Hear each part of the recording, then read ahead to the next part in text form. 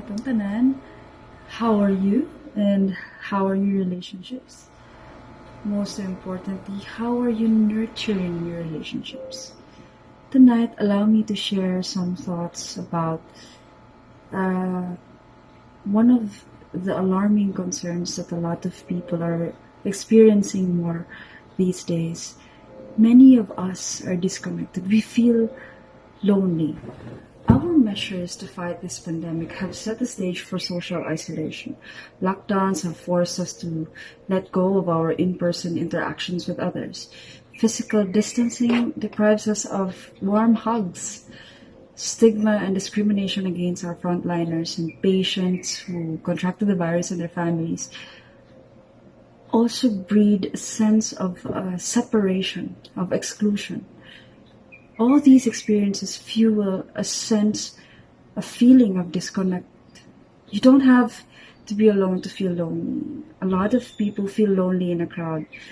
Many people feel lonely or disconnected even in marriage. We are at home with our families, but how much time do we really spend talking to each other in real conversations? We as humans are social beings. We are hardwired for connection. It's our basic need to love and to belong, to be affiliated. However, in many situations, these needs are thwarted. And so many of us feel sad, anxious, even irritable. We tend to withdraw or engage in harmful behaviors. And so we need to put an end to this sense of disconnect.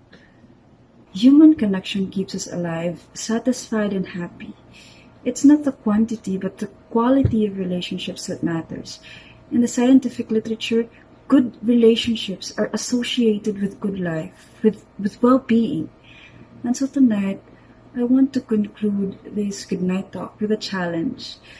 I am inviting all of us to prioritize connection, to focus on relationships.